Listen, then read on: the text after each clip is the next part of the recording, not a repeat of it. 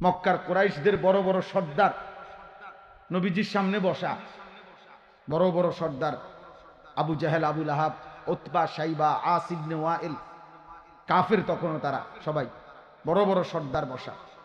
নবীজি তাদেরকে বুঝাচ্ছিলেন। এই সময় একজন অন্ধ সাহাবী আসছেন, আব্দুল্লাহ ইবনে উম্মে মাকতুম। আল্লাহ নবী সাল্লাল্লাহু আলাইহি ওয়াসাল্লাম ওনাকে বলতে একটু দেরি করছে, মানে উনি জানতে চাইছে কিছু, নবীজি তখন উত্তর দেয় নাই, একটু দেরি করছে। তো আল্লাহ তাআলা কোরআন নাজিল করে, সূরা নাজিল করে, জিব্রাইল পাঠিয়ে আল্লাহ নবীজিকে সংশোধন করে দিয়েছে। দোস্ত, ঠিক হলো না, কামটা কি করলেন? আবাসা ওয়া তাওয়াল্লা আন জাআহুল আ'মা।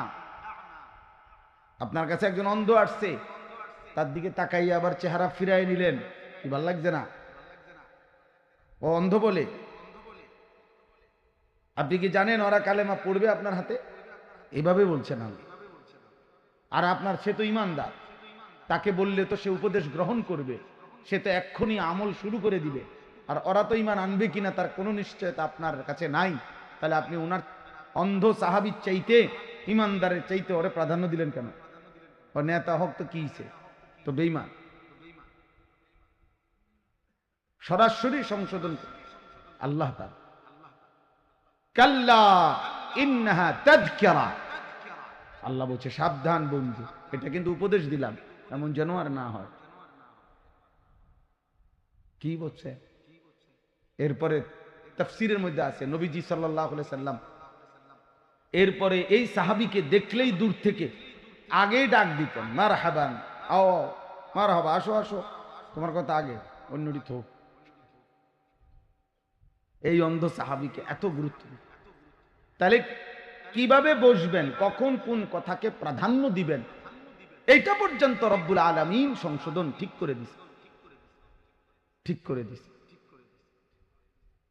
এই জন্য বললাম দোস্ত, আল্লাহ নবী সাল্লাল্লাহু আলাইহি ওয়াসাল্লাম বলছেন, আল্লাহ তাআলা আমাকে সর্বোত্তম ইলমও শিখিয়েছেন, সর্বোত্তম আদবও শিখিয়েছেন। অতএব নবী সাল্লাল্লাহু আলাইহি সাল্লামের বর্ণিত সমস্ত কথা, বাক্য, উচ্চারণ, এটা যেমন শতভাগ শ্রেষ্ঠ, নবীজির প্রতিটা আচরণ, প্রতিটা নড়াচড়া, আল হারাকাত ওয়াস সাকানাত কুল্লুহা, তিনি যত নড়াচড়া করছেন, যত স্থির ছিলেন, সবকিছুই সর্বশ্রেষ্ঠ, সবশ্রেষ্ঠ। ওয়া ইন্নাকা লাআলা খুলুকিন আযীম। আল্লাহ বলছে, বন্ধু আপনাকে কসম করে বলছি, কায়নাতের সমস্ত উত্তম গুণ, আমার সৃষ্টির যত শ্রেষ্ঠ গুণ হইতে পারে, সমস্ত উত্তম গুণ, উত্তম আখলাক শতভাগ পূর্ণ মাত্রায় দিয়েই আমি আল্লাহ আপনাকে সাজিয়ে এই পৃথিবীতে পাঠাইছি। আপনার হাসিও সুন্দর, আপনার কান্নাও সুন্দর, আপনার হাঁটাও সুন্দর, বসাও সুন্দর, আপনি কথা বললেও সুন্দর, আপনি চুপ থাকলেও সুন্দর, আপনি উপরে উঠলেও সুন্দর, নিচে নামলেও সুন্দর, আপনি চুল খোলা থাকলেও সুন্দর, চুল পড়া থাকলেও, মাথা ঢাকলেও সুন্দর, আপনার গায়ে চাদর পরা অনেক সুন্দর, আপনার হাসি অনেক সুন্দর, আপনার সব সুন্দর, আপনার রঙও সুন্দর, রূপও সুন্দর, আপনার আখলাকও সুন্দর, চলাও সুন্দর। আছে খুবা হামাদারান তু তনহাদার। আল্লামা ইকবাল বলছে, হে নবী মুহাম্মদ সাল্লাল্লাহু আলাইহি সাল্লাম, সোয়া লক্ষ নবীর যত গুণ, আদম থেকে ঈসা নবী, সমস্ত নবীর যত গুণ, বৈশিষ্ট্য, সিফাত আপনার একার মাঝে যদি তালাশ করি, আপনি একাই সব। আছে খুবা হামাদারান তু তনহাদারি। সব নবীর সব গুণ আপনি বন্ধুর মাঝে একাই আছে, আপনি একাই সব, আপনি একাই সব। এজন্য দোস্ত, এটা আদব। আল্লাহর কথা বসে শুনতে হয়, আল্লাহর কথা জুতা ছাড়া শুনতে হয়, জুতা খোলা। কেন মুসা আলাইহিস সালামকে তুর পাহাড়ে আল্লাহ তাআলা জুতা খুলতে বলছেন কেন? তো কোরআন শরীফের আয়াত, ফাখলানা আলাই, মুসা তোমার জুতা খোলো, অথচ কোরআন শরীফে ডাইরেক্ট আছে। ওই সময় প্রচন্ড ঠান্ডা চলতেছিল, ঠান্ডায় শীতে উনি এবং ওনার স্ত্রী কাঁপতেছিলেন। প্রচন্ড ঠান্ডা থেকে বাঁচার জন্য একটু আগুনের তালাশে উনি পাহাড়ের উপরে উঠছিলেন আগুনের জন্য। কেন? ওই আগুনটা আইনা যদি বিবির সামনে দেয়, তাহলে আগুনের মধ্যে যদি একটু সেক দেয়, তাহলে ওনার বিবি ঠান্ডাটা কমবে। এত ঠান্ডা ছিল তখন। ইন্নী আনাস্তু নারা, বলছে আমি তোমার জন্য একটু আগুন তালাশ করে আনি, তুমি এখানে দাঁড়াও, স্ত্রীকে বলছে। তাহলে কনকনে ঠান্ডা, কুয়াশা, নিচে বরফ। এই সময়ে আল্লাহ তাআলা তুর পাহাড়ে এই অবস্থায়ও মুসা নবীকে বলছেন তো জুতা খোলো। কেন বললেন? এ কথা তো নিশ্চিত যে কোন নবীর চাইতে পাহাড় দামি হইতে পারে না। আরে কি মনে হয়? পাহাড় তো কি হইতে পারে না, নবীর চাইতে কি হইতে পারে না? তুর পাহাড় তো নবীর চাইতে শ্রেষ্ঠ হইতে পারে না। নবী তো নবী, তিনি তো রাসূল। তাহলে এই মূল বিষয় এটাই, এর পরের শব্দই এটা, ও আনা আখতারতুকা ফাসতামি' লিমা ইউহা।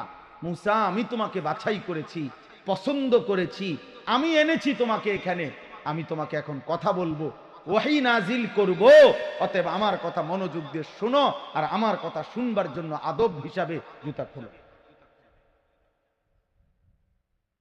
এর জন্য আল্লাহর কথা জুতা খুলে শুনো। এর জন্য যুগ যুগ ধরে আলহামদুলিল্লাহ আমাদের কওমি মাদ্রাসায় একেবারে 6 বছরের নুরানির বাচ্চা, তারেও আমরা জুতা খোলা এবং বসা অবস্থায় পড়াই। আবার 25 বছরের দাওরায়ে হাদিসের ছেলে, বড় ছেলে, মাস্টার্স লেভেলের ছেলে, তাকেও আমরা জুতা খোলা সমান জায়গায় বসাইয়েই পাই। এটা আমরা এত বড় মাদ্রাসা করতে এলে আমরা 30টা টুল বানাইতে পারতাম না এমন কালেকশন করলে এখন আমিও 30টা টুল উড়ে দিতাম এই মাদ্রাসার লাগে। কথা বোঝেন নাই? আমি আমনগর থেকে চাইলে 30টা টুল উড়াইতে পারতাম না। তো টুল তো আমি উড়াইতে পারবো, যে আমাদের ছেলেরা সব টেবিল চেয়ারে ক্লাস করবে, জুতা পরে, স্যুট পরা, বুট পরা। হ্যাঁ, না, এটা আদব না, আমাদের ইলমের আদব নয়, কোরআন সুন্নাহর আদব। জুতা খুলেই বসে, বসেই শোনা। হযরত জিবরাইল আলাইহিস সালাম যতবারই আল্লাহর নবী সাল্লাল্লাহু আলাইহি সাল্লামের কাছে মানুষের আকৃতিতে ওহী নিয়ে আসছেন, তখন তিনি এসে বসতেন, নবীজির সামনে এসে বসেছেন, একদম বরাবর বসছেন, 19-20 করে না, সমান সমান। নবী সাল্লাল্লাহু আলাইহি সাল্লামের এইভাবে হাঁটু, জিবরাইলের মুখোমুখি হাঁটু, ফাসনাদা রুকবাতাইহি ইলা রুকবাতাইহি, উভয়ের হাঁটু মিলিয়ে নিছেন বরাবর মুখোমুখি। তাহলে যদি এই পাশের ওই ব্যক্তি আমার দিকে ফিরছে, যে তার হাঁটু যদি আমার 2 হাঁটু বরাবর হয়, তো বুক, চোখ বরাবর, এই পরিমাণ বরাবর বসে। ইলমের আদব এটা।